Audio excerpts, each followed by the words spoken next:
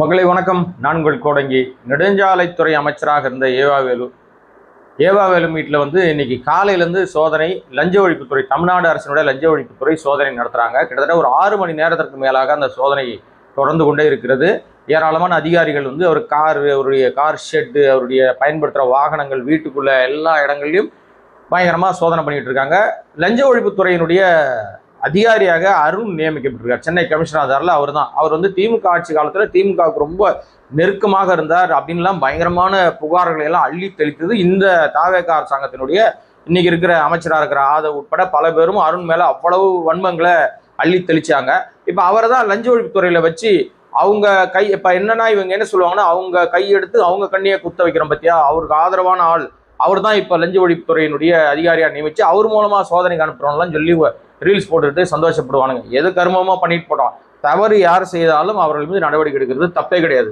ஆனால் இந்த நடவடிக்கை என்பது முழுக்க 100% இது அரசியல் பழிவாங்கும் நடவடிக்கை தான். இதுல வேற எந்த மாற்றமும் கிடையாது. நீங்க 40 நாள் ஆச்சு, 40 நாள்ல சட்டம் ஒழுங்கு சந்திச்சிருக்குது.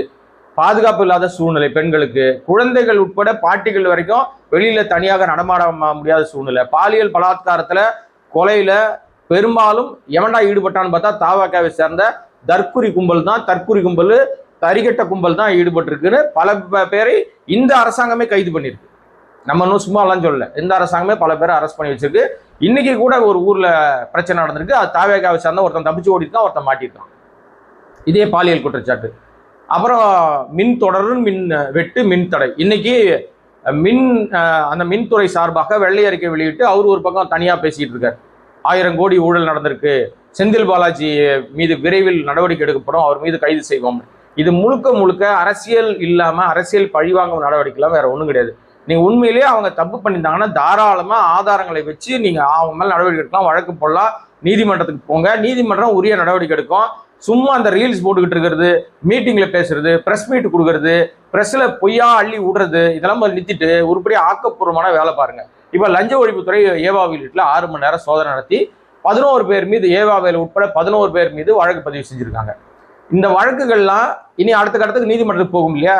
நீதிமன்றத்துக்கு இவங்க மேல தப்ப இல்லைன்னா திமுக அந்த வழக்கை சட்டப்படியாக சந்திப்பாங்க. இதெல்லாம் சிக்கலே கிடையாது. ஆனா நீ கடந்த காலங்கள வரலாறுகளை எடுத்து பார்த்தீங்கன்னு சொன்னா திமுக மீது ஏராளமான குற்றச்சாட்டுகள். மறைந்த முன்னாள் முதலமைச்சர் கலைஞர் மீது கூட மேம்பால ஊழல் வழக்குன்னு ஜெயலலிதா அவர் வழக்கு போட்டாங்க. அந்த வழக்கில் அரெஸ்டும் பண்ணாங்க. ஜெயலலிதா அவர்கள் கலைஞர் அவர்களை நடுராத்திரில நள்ளிரவுல போய் வீடு புகுந்து தூக்கிட்டு போய் சென்னை சென்ட்ரல் ஜெயிலில் அடைச்சாங்க. அதெல்லாம் பெரிய வரலாறு, பெரிய பரபரப்பான்றமா. அந்த நான் இரவு பணியில இருந்தேன். ஒரு நாளிதழில் நான் நைட் டியூட்டி. ஒரே பயங்கர கலைபரங்கள் நடந்த அந்த நேரம். அதெல்லாம் எல்லாம் மறக்க முடியாத ஒரு நிகழ்வுகள். ஆனா அப்படிப்பட்ட அந்த ஊழல் குற்றச்சாட்டு என்ன சொன்னாங்கன்னா, மேம்பாலங்கள் கட்டியதுல 10 மேம்பாலங்கள் சென்னையில கட்டப்பட்டதுல ஊழல், இந்த ஊழல்ல தான் அவர் பெரிய தொகையை அடிச்சிட்டாரு. அப்ப மேயர் யாருன்னா நம்ம இப்போ தலைவராக இருக்கிற ஸ்டாலின் அவர்கள் தான் சென்னை மேயர். இந்த மாதிரி ஒரு பெரிய பரபரப்பு இருந்துச்சு. அதனால அவர் மீது நாங்க அரெஸ்ட் பண்ணிருக்கோம் ஊழல் குற்றச்சாட்டு. அப்புறம் சார்ஜ் ஷீட்டே போடல. பல நாட்கள் அப்புறம் அவர் ஜாமீன்ல வெளியே வந்துட்டாரு வச்சுங்களேன். சார்ஜ் ஷீட்டை ஃபைல் பண்ணல. இன்று வரை இன்னைக்கு நான் உங்ககிட்ட பேசிட்டு இருக்கேன் பாருங்க, அந்த மேம்பால ஊழல் வழக்குன்னு சொல்லி மேம்பாலத்துல ஊழல் பண்ணிட்டாருன்னு சொல்லி அவர் மீது அன்றைக்கு ஊடகங்கள்ல பெருசாக ஜெயலலிதா அரசாங்கம் ஒரு போலியான பிம்பத்தை கட்டமைச்சாங்க. எல்லாரும் பேசினாங்க, கருணாநிதி மேம்பாலம் கட்டி ஊழல் பண்ணிட்டாருன்னு பேசினாங்க. சரி, ஊழல் பண்ணிட்டாருப்பா, என்ன ஊழல் பண்ணாரு, எவ்வளவுதான்டா கண்டுபிடிச்சிங்க அப்படின்னா எதுவுமே இல்லை. இன்னைக்கு வரைக்கும் சார்ஜ் ஷீட்டே பதிவு பண்ணப்படாமல் ஊழல் குற்றச்சாட்டில் சிக்கிய திமுக. தொடர்ந்து திமுக மீது ஊழல் குற்றச்சாட்டு வைப்பாங்க. பட் நம்ம திமுக கிடையாதுங்க, சொல்றேன், தொடர்ந்து வைப்பாங்க. ஆனா ஏதாவது ஒரு ஊழல் குற்றச்சாட்டுல யாராவது ஒருத்தர் தண்டிக்கப்பட்டிருக்காங்க, இவர் மாட்டிக்கிட்டாரு அப்படின்னா எதுவுமே இல்லை இது வரைக்கும். ஆனால் சொல்லுகிற அதிமுக அந்த கட்சி தலைவியே ஊழல் குற்றவாளின்னு உச்ச நீதிமன்றமே சொல்லிடுச்சு. இன்னைக்கு இரும்பு பெண்மணி நிர்வாகத்திறமை, எனக்கெல்லாம் ஜெயலலிதா ரொம்ப பிடிக்கும், ரொம்ப போல்டான பர்சன் வச்சுங்களேன்.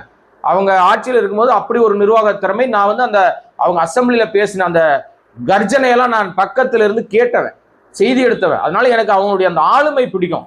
ஆனா அவங்களுடைய அந்த நடவடிக்கையில அவங்க இந்த பக்கத்துல இவங்க சசிகலா, தோழி சசிகலா வச்சுட்டு இருந்தாங்களே, இப்ப எப்படி சோ சப்பு விஜய் நம்ம ஆதவ கூட வச்சுட்டு இருக்காரு. ஆதவ மாதிரியான அந்த சூழ்நிலை அன்னைக்கு ஜெயலலிதா அவர்களுக்கு ஒரு சசிகலா. இப்ப சோசப்புக்கு நம்ம ஆதவ். ஒரு காலகட்டத்தில் ஆதவால் தான் சோசப்பு சிக்க போறாரு. அதற்கு உதாரணம் வந்து ஜெயலலிதாவும் சசிகலாவும் அப்படி வச்சுக்கலாம். நீங்க ஊழல் குற்றவாளின்னு தீர்ப்பளிக்கப்பட்டு சிறை தண்டனை விதிக்கப்பட்டு ஜெயலலிதா செத்து போயிட்டதுனால அந்த வழக்குல இருந்து அவங்க வந்து இல்லைன்னா அவங்களும் ஜெயிலில் போயிருப்பாங்க.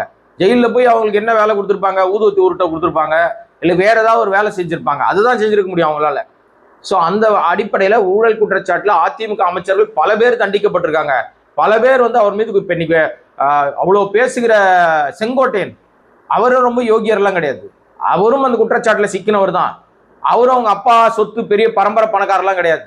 ஆக மொத்தம் எல்லாருமே அவர்கள் ஊழல் குற்றச்சாட்டில் சிக்கி சின்னாபனம் அடைந்தவர்களாம். இப்போ பேசுகிற நபர்கள் இன்னைக்கு வந்து ஆதவா இருக்கலாம், அல்லது அருண்ராஜா இருக்கலாம், இல்லை செந்தில்குமாரா செந்தில்குமாரா இருக்கலாம், சிடிஆர் நிர்மல்குமாரா இருக்கலாம், செந்தில்குமார்னு சொல்லிட்டுனா நிர்மல்குமாரா இருக்கலாம், அல்லது அங்கே பேசுகிற எல்லாருமே குஷியானது உட்பட எல்லாருக்கும் இன்னொரு பிளாக் பேஜ் இருக்குதான் செய்யும். இவங்கெல்லாம் யோகியமாலாம் யாரும் வந்திருக்க வாய்ப்பே கிடையாது. ஒருத்தர் மாமனார் சொத்துல உடம்ப வளர்த்துக்கிட்டு இருக்கிற கேரக்டர், ஒரு கட்சியா தாவி வந்து அந்த கட்சியில என்ன பஞ்சாயத்து பண்ணிட்டு வந்தாருன்னு தெரியாது சிடிஆர் நிர்மல்குமார். செங்கோட்டை மேல ஏற்கனவே ஏகப்பட்ட வழக்குகள் இருக்கு. வாச்சாத்தி கொடூரத்தினுடைய மூளையே வந்து செங்கோட்டையன் தான். இந்த 18 பெண்களை நிர்வாணப்படுத்தி பாலியல் ரீதியா துன்புறுத்தி கேடுகட்ட செயலை செய்தது செங்கோட்டையனுடைய நிர்வாகத்தின் கீழே தான். அவர் தான் அப்ப அந்த துறை அமைச்சரா இருந்தவர். அவ யோசித்து பாருங்க, இப்ப ஏற்பட்டவர்கள் தான் பெண்களுக்கு பாதுகாப்பு கொடுப்பாங்களாம். இவங்க அமைச்சரவையில பொம்பளை பிள்ளைங்க தொட வரைக்கும் தடை விட்டு மசாஜ் பண்ற கேடுகட்ட அமைச்சர் ஒருத்தர் இருக்காரு, காங்கிரஸ் அமைச்சர். மானங்கட்டத்தனமா இருக்கு. அந்த அளவுக்கு முட்டு வேற கொடுத்துட்டு இருக்கானுங்க. பொம்பளை பொண்ணோட வாடி கைப்படாத செய்தி டான்ஸ் ஆடிக்கிட்டு இருக்கான். இந்த மாதிரி ஆட்களுக்கு எப்படி மரியாதை தர்றது? எனக்கு ஒன்றும் புரியல எனக்கு. எனிவே, ஆனா இவர்கள்லாம் மாண்புமிகுக்கள், இவங்களை என்ன பண்ண முடியும் அப்படின்னு அவங்க நினைச்சிட்டு இருக்காங்க. ஆனா மக்கள் எல்லாம் பார்த்துட்டு இருக்காங்க. நீதிமன்றமும் அதை பார்த்துட்டு இருக்கு. நீதிமன்றமும் இவங்க பண்ற எல்லா அட்ராசிட்டியும் அவங்க கவனிச்சுட்டு தான் இருக்காங்க. நேரம் சரியாக அமைக்கிற பட்சத்துல இவர்களுக்கு சரியான நீதிபதியா வந்து கண்டிப்பாக ஒரு தண்டனை கொடுப்பார். சட்டப்படி நடவடிக்கைக்கு போனா நிச்சயமா அதுக்கு எல்லாத்துக்கும் தீர்வு ஒன்று கிடைக்கும். இப்ப இந்த சோதனை நடத்துறோம் அப்படின்றவங்க இப்ப இவங்களுடைய நோக்கம், தாவேக்காவுடைய நோக்கம் இடைத்தேர்தலுக்கு முன்பாக, வருகிற இடைத்தேர்தலுக்கு முன்பாக, அந்த உள்ளாட்சி தேர்தலுக்கு முன்பாக திமுக மீது மீண்டும் ஒரு பெரிய பழியை போட்டணும். ஊழல் பழி போட்டு அந்த அமைச்சர்களை கைது பண்ணணும். இப்ப ஊழல் வந்து உடனடியாக தீர்வுக்கு வராது. அது பெரிய ப்ராசஸ். அதை வந்து உண்மையா கண்டுபிடிக்கிறதுக்கு ஒரு பெரிய ப்ராசஸ் போகும். அது விசாரணை போகும். நிறைய நாட்கள் ஆகும், நிறைய மாதங்களாகும், ஆண்டுகள் கூட ஆகலாம். ஆனா ஊழல் குற்றச்சாட்டை டக்குன்னு சொல்லிடலாம். உண்மை இருக்கா பொய் இருக்காலாம் கிடையாது. வாய் புளிச்சது மாங்காய் புளிச்சதுன்னா டக்குன்னு என்ன வேணா சொல்லிடலாம். அப்படித்தான் ஆதவ், சிடி நிர்மல்குமார், அருண்ராஜ் உட்பட எல்லாரும் வைக்கிற குற்றச்சாட்டுகள் அயோக்கியத்தனத்துடைய உச்சம். நீங்க உண்மையிலே நேர்மையாளர்கள்னா உங்க கட்சிக்காரர் இருக்கான் பாரு, திருட்டு பசங்க நிறைய பேர் இருக்கான் பாருங்க. ஒரு பொண்ணை கார்ல தூக்கிட்டு போய் ஒரு எம்எல்ஏ மேலே குற்றச்சாட்டு, பாலியல் குற்றச்சாட்டு வந்திருக்குல்ல, அந்த பொண்ணை கட்சி விட்டு நீக்கிட்டீங்க. யோகேஷ் சிகாமணிகள் அந்த பொண்ணை கட்சியில வச்சுக்கிட்டு அந்த பொறுக்கி நாய்களை கட்சி விட்டு நீக்கிருக்கணும். அந்த எம்எல்ஏவை செருப்பால் அடிச்சு தெருவில் அடிச்சு ஜெயிலில் போட்டிருக்கணும். ஆனா இதெல்லாம் செய்யறதுக்கு துப்பு கிடையாது. ஏன்னா இவரே தனிமொழி ஒழுக்குமத்தி பேசிட்டு இவரே நடராஜத்துல போய் கேட்க வெட்டுற ஆள் தான் நம்முடைய முதலமைச்சராக இருக்கிற ஜோசப் விஜய். எங்கேயோ ஒரு இடத்துல காரி துப்புற மாதிரி தான் இருக்கு நிர்வாகம். ஆனா என்ன செய்யறது, இப்படிப்பட்டவர்கள் கீழே தான் இருக்கு. இன்னைக்கு அவரு பஸ்ல ரீல்ஸ் எடுத்துக்கிட்டு இருக்காரு. இது முக்கியமா? எவ்வளவு பிரச்சனை இருக்கு. இவன் நோக்கமே திமுக மீது இந்த பழியெல்லாம் தேர்தலுக்கு முன்பாக போட்டுட்டா அந்த பழியை வச்சு மறுபடியும் போய் மக்கள், ஏன்னா மக்கள்கிட்ட போய் இனிமேல் என்ன செருப்பால் அடிப்பாங்க. இனிமே விசிலுக்கு ஓட்டு போடுன்னு கேட்டா செருப்பட்டு அடிப்பாங்க மக்கள். ஏன்னா அந்த 44 லட்சம் தெரிஞ்சு போச்சு. இது சின்ன பிள்ளை வெள்ளாம வீடு வந்து சேராது, இது விளங்காது, தெரியாதனமா ஓட்டை போட்டுவிட்டு பூரா ரீல்ஸ் போட்டு டான்ஸ் ஆடிக்கிட்டு ஆக்ஷன் பண்ணிக்கிட்டு இருக்கிறான். மக்களுக்கு எந்த நல்லதும் பண்ணல, காரி துப்பிட்டு இருக்காங்க. ஸோ அந்த அடிப்படையில் இதெல்லாமே இந்த ஊழல் குற்றச்சாட்டுகள் கொண்டு வருவது அனைத்துமே திட்டமிட்ட செயல் என்பதில் மாற்று கருத்து இல்லை. இந்த வீடியோ முடிக்கிறதுக்கு முன்னாடி ஒரு சந்தேகம் எனக்கு, அந்த சந்தேகத்தை உங்ககிட்ட சொல்லிடுறேன், நீங்களே முடிவு பண்ணீங்க. இப்போ மகளிருக்கு 2500 ரூபா தரேன்னு வாக்குறுதி கொடுத்தாருங்க, இது வரைக்கும் நிறைவேற்றல. முன்னாள் முதலமைச்சர் 1000 ரூபா கொடுத்தது தான் இன்னைக்கு வரைக்கும் கொடுத்துக்கிட்டு இருக்காரு. ஒன்னாச்சா? 6 சிலிண்டர் தரேன்னாரு, தரவே இல்லை. இது வரைக்கும் அதற்கான எந்த சாத்தியக்கூறும் தெரியல, வருமா வராதான்னு கூட தெரியல. நிதிநிலை அறிக்கை சரியானாதான் கொடுப்பேன்னு சொன்னார். அந்த மாணவர்களுக்கு கொடுக்குற காசு தரல. அதே மாதிரி வீட்டில் வேலை இல்லாத பட்டதாரிகளா இருக்கிறவனுக்கு 29 வயசு வரைக்கும் 4000 ரூபா தரனாரு, தரல. முதியோருக்கு 3000 ரூபா தரனாரு, தரல. அப்புறம் இது போன்ற ஏராளமான திட்டங்களை வாக்குறுதிகளை அள்ளி வடையா சுட்டுட்டு, வாயிலே வடை சுட்டுட்டு பழி போட்டுட்டு இன்றைக்கு வரைக்கும் ஒரே ஒரு சின்ன விஷயத்தை கூட செய்யாமல் இருக்கிற நம்ம சோசப் விஜய், முதலமைச்சர் சோசப் விஜய் 755-56 கோடி ரூபாய் மதிப்பில தாய்மாமன் சீர் 1 கிராம் தங்க மோதிரத்தை மட்டும் அறிவிச்சிருக்கார். தன்னுடைய பிறந்த நாள்ல இருந்து அது கொடுக்கப்படும் அப்படின்னு சொல்லி அறிவிச்சிருக்கார். தமிழ்நாட்டில் பிறக்கிற அனைத்து குழந்தைகளுக்கும் அப்படின்னு தேர்தலில் அறிவிச்சுட்டு இப்ப அரசு மருத்துவமனையில் பிறக்கிற குழந்தைகளுக்கு மட்டும்தானே திருட்டுத்தனத்தை மறுபடியும் மடமாத்தி மறைச்சிருக்கிறாரு சோசப் விஜய். இதுதான் என்னுடைய சந்தேகத்துக்கான மிக முக்கியமான கேள்வி. 2500 ரூபாய் கிடையாதுன்ட்டாரு, சிலிண்டர் இல்லைன்ட்டாரு, 3000 ரூபாய் இல்ல, 4000 ரூபாய் இல்ல, மாற்றுத்திறனாளி காசு கிடையாது, நிர்வாகம் நடத்த பணம் இல்ல, மின்தட்டு பாட்டை சரி பண்ண வழி இல்ல, எதுக்குமே கஜானா காலி, காசு இல்லைன்னு சொன்னவர் 756 கோடி ரூபாய்க்கு தாய்மாமன் சீராக 1 கிராம் தங்கம் தருகிற திட்டம் எப்படி அமல்படுத்தி இருக்கிறார்? இதற்கு மட்டும் எப்படி நிதி ஒதுக்க முடிந்தது? அப்ப கஜானால இதுக்கு மட்டும் எங்கடா காசு இருந்ததுன்னு கேள்வியை சந்தேகமாக வைக்கிறேன். என்னுடைய சந்தேகத்தை சொல்றேன், மக்களே நீங்க புரிஞ்சுங்க. இப்போ நான் ஒரு படம் ஒன்று போட்டேன், அந்த படத்தை நீங்க பார்த்துருப்பீங்க. அந்த படத்துல இருக்கிறவர் ஒரு பிரபலமான நகைக்கடையினுடைய ஒரு ஓனர். அவர் போய் இவரை சந்திக்கிறார். ஊர்ல 1000 பேர் சந்திக்கிறாங்க, 1,00,000 பேர் அவரை போய் சந்திக்கிறாங்க. இது ஒரு விஷயமாங்க நீங்கன்றீங்க, இது ஒரு விஷயம் இல்லை. எனக்கு ஒரு சந்தேகம். ஏற்கனவே பல ஆண்டுகளுக்கு முன்னாடியே இப்ப சந்திச்சார் பாருங்க ஒருத்தர், அந்த சந்திச்ச அந்த நபருக்கு சொந்தமான நகைக்கடை விளம்பரத்துல சோசப் விஜய் நடிச்சிருக்கார். அது ரொம்ப நாளுக்கு முன்னாடி. இப்ப இவர் சந்திச்சிருக்கார். ரொம்ப நாளுக்கு முன்னாடி நடிச்சிருக்கார், சந்திச்சிருக்கார், இப்ப அறிவிச்சிருக்கார். நடிச்சிருக்கார், சந்திச்சிருக்கார், அறிவிச்சிருக்கார். இங்கதான் சந்தேகம். என்ன சந்தேகம் எனக்கு வருகிறது அப்படின்னு நீங்க நினைக்கிறீங்கன்னு கமெண்ட் பண்ணுங்க மக்களே. அந்த சந்தேகம் உண்மையாக இருக்கும் பட்சத்துல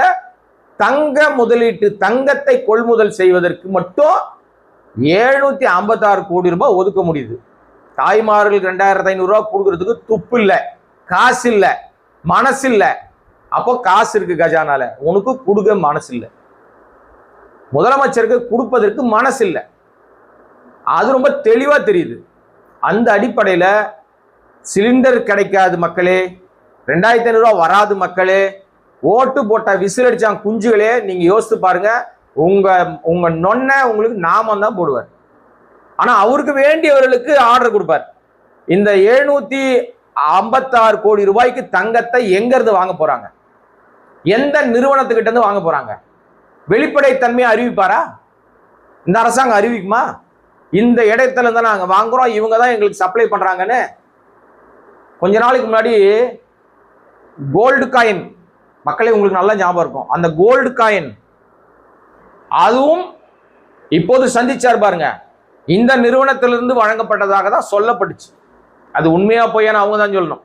இதெல்லாம் வந்த தகவல். ஆக மக்களே, ஏதோ ஒரு மிகப்பெரிய ஸ்கேம் செய்வதற்காக இந்த திட்டத்தை அறிவித்திருக்கிறார்னு நான் சந்தேகப்படுகிறேன்.